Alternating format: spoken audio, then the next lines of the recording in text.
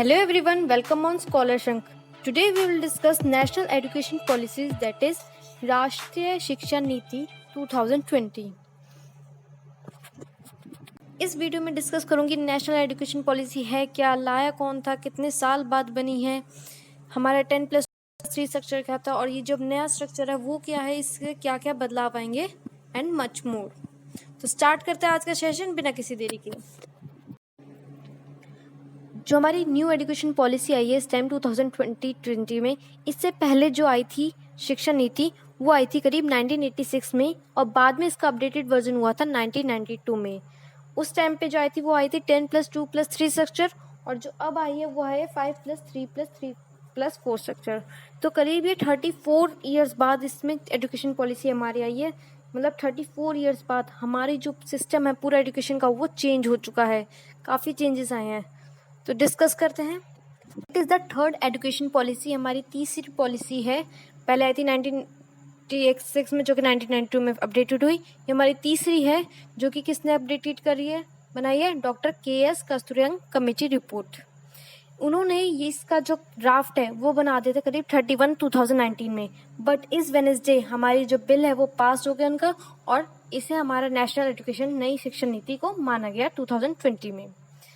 पहला वाला स्ट्रक्चर जो था जो कि 1992 में अपडेटेड वर्जन था उसका, उसमें था मतलब 1986 वाला ही, उसमें था 10+2+3 स्ट्रक्चर और जो अब आया है वो हमारा है 5+3+3+4 स्ट्रक्चर. इसको मैं फर्दर आगे डिस्कस करूंगी इन दोनों में अंतर क्या है क्या ये.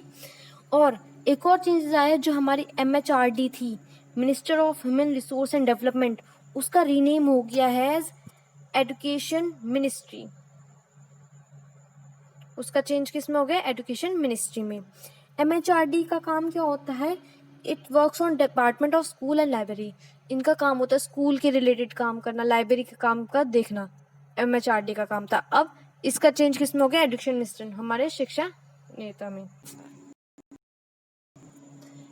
हमारा जो पहले की शिक्षा नीति थी 10+2+3 पैटर्न, पहले हम उसको डिस्कस कर लेते हैं. इन 10+2+3 स्ट्रक्चर में नेशनल एजुकेशन पॉलिसी ये कहती है कि जो पहले 10 साल की एजुकेशन जो है वो है कॉमन सबके लिए. जैसे हमारी फर्स्ट टू 10 ईयर्स के सारे सब्जेक्ट सेम रहते हैं तो 10 ईयर्स जो है सबके लिए सेम है. देन हमारी +2 मतलब हमारी 11th और 12th क्लास, 11th और 12th क्लास वो लेते हैं जो इंटरेस्टेड रहते हैं आगे पढ़ने के लिए, वो +2 में जाते हैं. इनमें कहते हैं हम स्ट्रीम चेंज लेते हैं अपनी, या तो साइंस, कॉमर्स और आर्ट्स. तो यहाँ पे हम इंटरेस्ट के बच्चे के इंटरेस्ट के साथ वो अपने लेते हैं. देन इज +3 एजुकेशन मतलब हमारी ग्रेजुएशन. जो बच्चे कहते हैं अपना बस 12th करी वो घर में बैठ सकते हैं, नहीं तो जो बच्चे टैलेंटेड है या फिर इनका इंटरेस्ट है वो अपनी हायर एजुकेशन मतलब +3 एजुकेशन ले सकते हैं. दैट इज जैसे BA, BSc ये सब.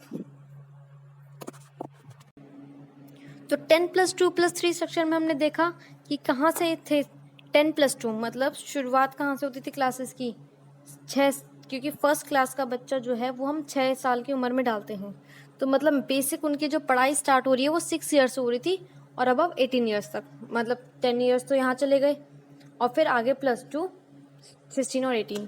तो इस तरह के. बट अब जो हमारी न्यू एकेडमिक स्ट्रक्चर वो आया है वो इस तरीके से आया है 5 years, 3 and 4.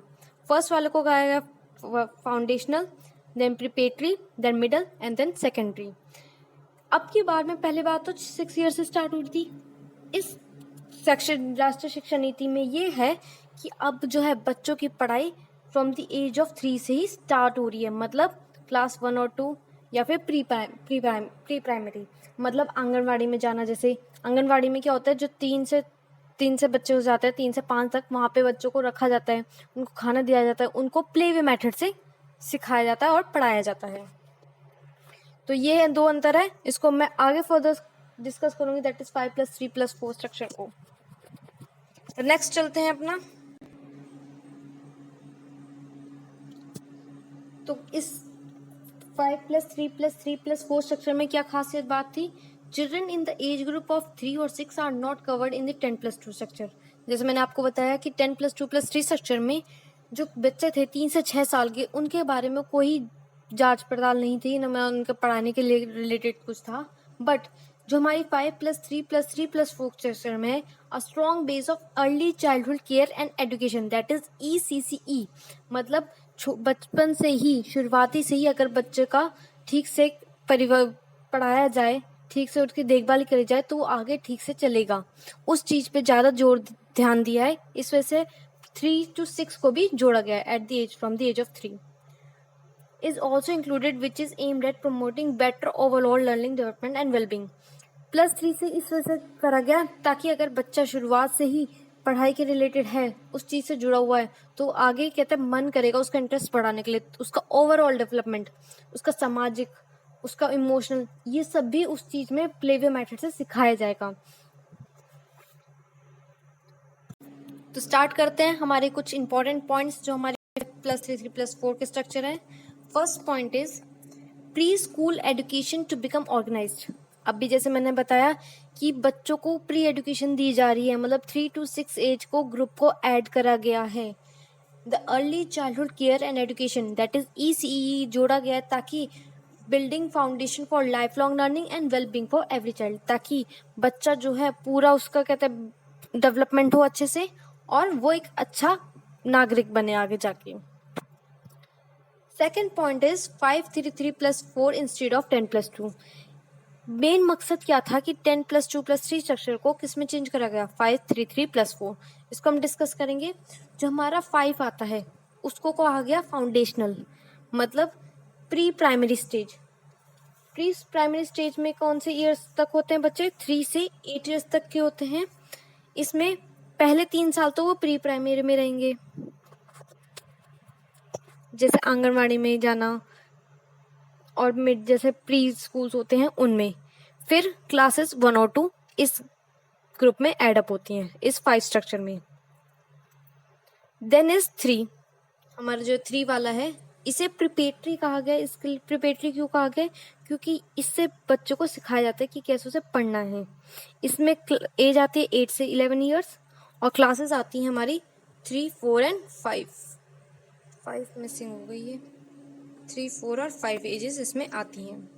Then is third structure, फिर से ही इसे मिडिल स्ट्रक्चर कहा गया है। ये होता है 11 से 14 साल के लिए और इसमें क्लासेस कौन से आते हैं, 6, 7 और 8। इसमें मिडल में ये जोड़ा गया है कि वोकेशनल सब्जेक्ट्स एडिड करते गए, मतलब बच्चा जो है अपने इंटरेस्ट के हिसाब से वोकेशनल सब्जेक्ट्स, मतलब हमारे जो होते हैं कारपेंट्री के, गार्डनिंग, ये सब चीज़ें उसको अलग से सिखाया जाएगा, ताकि अगर उसको ड्रॉप आउट करना पड़े किसी भी कारण, वैसे हो, भगवान न करे ऐसा हो, तो उसके अंदर कुछ ना कुछ स्किल्स आए ताकि वो अपनी लाइवलीहुड कमा सके। Last is 4, that is secondary. इसमें होता है 14 to 18 ईयर्स तक के लिए, जो कि क्लासेस होता है 9th, 10th, 11th और 12th। मेन जो बात जोड़ी गई है वो यहाँ पर, that is board for only class 12th। सिर्फ 12th क्लास के बच्चों के लिए बोर्ड होगा, 10th क्लास के लिए कोई बोर्ड नहीं है। No boards for 10th class. ये कहते हैं इसलिए करा गया ताकि बच्चों के ऊपर प्रेशराइज कम पड़े। इस चीज़ को देखते हुए इन्होंने सिर्फ जो बोर्ड्स एग्जाम होते हैं वो अब सिर्फ 12th क्लास में होंगे, ना कि 10th क्लास में। तो ये था हमारा 5+3+3+4 स्ट्रक्चर फाउंडेशनल। 3 में हमारा प्रिपेटरी, 3 में मिडल और सेकेंडरी। फाउंडेशन में क्लासेस आती है 1st, 2nd, प्रिपेटरी में class 3rd and 4th, middle में 6, 7, 8, ये 5 भी आती हैं, और सेकेंडरी में आती है 9th, 10th, 11th, 12th। और 10th क्लास के लिए नो बोर्ड, सबसे बड़ी खुशखबरी है 10th क्लास के बच्चों के लिए। Now third point is 4 year UG program. Graduation के लिए भी इन्होंने राष्ट्रीय शिक्षा नीति ने कुछ बात कही है। No year can be waste. किसी भी बच्चे का कई बार क्या होता है कि एनरोलमेंट हो जाता है, BA फर्स्ट ईयर हो गया, सेकेंड ईयर हो गया, बट किसी कारणवश 3rd ईयर नहीं हो पाता, उसके इस वजह से 2 साल खराब हो जाते हैं। तो वो उन 2 साल या 1 साल को बचाने के लिए ये नीति रखी गई है। इसमें नीति में बात करी गई है 1 who complete 1 ईयर, जिनका पहला साल के बाद अगर 1 साल कंप्लीट हो जाए उन्हें सर्टिफिकेट दिया जाएगा, जिनका दूसरा साल कंप्लीट हो जाए जैसे डिप्लोमा, और ऐसे ही 3-4 साल के बाद उन्हें मिल जाएगी डिग्री। फिर MA और उसके बाद बिना MPhil के सीधा वो PhD कर सकते हैं। नए सुधारों में टेक्नोलॉजी और ऑनलाइन एजुकेशन को भी जोड़ दिया जाएगा। टेक्नोलॉजी और ऑनलाइन क्लासेस का भी ध्यान दिया गया है इसमें। नेक्स्ट पॉइंट की ओर चलते हैं। सेकेंडरी एजुकेशन में एक और बात कही गई है, मैं बता देती हूँ आपको, मैं उस टाइम पे रह गया था कि जो 9 से ही स्टार्ट हो जाएगा, कहता है आपका 8 ऑनवर्ड से स्टार्ट हो जाएगा, आप कोई भी सब्जेक्ट चूज कर सकते हैं। जो हमारी मेन स्ट्रीम्स होती थी साइंस, कॉमर्स और आर्ट्स, सिर्फ 11th में चूज कर सकते हैं, वो अब हो गई है 8 ऑनवर्ड्स चूज कर सकते हैं। और एक ये और फायदा दिया गया है कि ऐसा जरूरी नहीं है कि साइंस वाला सब बच्चा वो कोई आर्ट का सब्जेक्ट लेना चाहे तो ले सकता है। जैसे फिजिक्स का है, जो मेजर सब्जेक्ट्स होते हैं वो फिजिक्स, केमिस्ट्री, मैथ्स, अगर उसको इसके अलावा जो माइनर सब्जेक्ट्स हैं वो कहते हैं जरूरी नहीं है, वो आप उसको जरूरी नहीं कि आप अपनी मर्जी से दो, वो अपनी मर्जी से कहते हैं, क्योंकि उसका अगर जॉब में जिस हिसाब से जॉब के वो सोच रहा है उस हिसाब से वो इकोनॉमिक्स या फिर कॉमर्स के भी सब्जेक्ट्स ले सकता है। इस वे में ये फायदा हुआ है कि 9 से अबव ही सब्जेक्ट चूज कर सकते हैं। नेक्स्ट पॉइंट पे हम चलते हैं अपने, that is education to become more accessible to all. Education जो है हर किसी के एसेसिबल में आ सके, इस चीज को भी देखा जाएगा। इस वजह से ज्यादा से ज्यादा स्कूल खोले जाएंगे, टीचर्स ज्यादा होंगी, वैकेंसी सबसे ज्यादा आएंगी, टीचर्स की जॉब ज्यादा लगेंगी, बच्चे ज्यादा आएंगे और स्कूल भी ज्यादा इंफ्रास्ट्रक्चर होगा। About 2 crore of children will come back to school who dropped out due to some reason। जो 2 करोड़ हमारे कहते हैं आज की गिनती में 2 करोड़ के बच्चे जो हैं आज भी स्कूल नहीं जा पा रहे, ड्यू टू सम रीजन, किसी कारणवश नहीं जा पा रहे। तो कोशिश ये रहेगी ज़्यादा से ज़्यादा स्कूल खुलें, टीचर्स आए, ताकि बच्चे वो 2 करोड़ हैं उनके ऊपर ध्यान दिया जाए और उनको एनरोलमेंट मिले, मतलब एडमिशन मिले। Next is instruction in mother tongue till class 5th। Instruction in the mother tongue till the class 5th, ये जो कहता है नेशनल एजुकेशन पॉलिसी ने, राष्ट्रीय शिक्षा नीति ने सबसे मोस्ट इम्पोर्टेंट अच्छा काम करा है राष्ट्रीय एकता के लिए, ताकि किसी के अंदर भेदभाव ना हो। आज के युग में कहते हैं इंग्लिश को बिल्कुल ऐसा क्लास समझाता है, अगर बच्चा इंग्लिश में नहीं, छोटा सा बच्चा इंग्लिश नहीं बोल रहा तो वो अनपढ़ माना जाता है। तो the change of focus from English is a strategic move. तो इंग्लिश पे से फोकस हटाने के लिए बहुत अच्छा मूव हमारा है, to promote national inclusiveness through the use of mother tongue, ताकि राष्ट्रीय एकता आए। और जो हमारा इंग्लिश की तरफ जो इतना फोकस जा रहा है उसको हटाने के लिए, राष्ट्रीय एकता को लाने के लिए सबसे बढ़िया था कि 5th क्लास तक जो पढ़ाई है, जो सब्जेक्ट्स है और कम्युनिकेशन होगा जो टीचर और स्टूडेंट्स का, वो सिर्फ मदर टंग में ही होगा, दैट इज हिंदी में ही किया जाएगा। नेक्स्ट है स्किल बेस्ड लर्निंग। स्किल को देखते हुए, बच्चों के इंटरेस्ट देखते हुए, क्या तो उसको सिर्फ कहते हैं पाठ्य पुस्तक मतलब रोड टर्निंग ना करते हुए उसको बाकी की चीज़ें भी सिखाने के लिए स्किल बेस्ड लर्निंग को दिया गया है कि 6th क्लास से onwards vocational courses are available.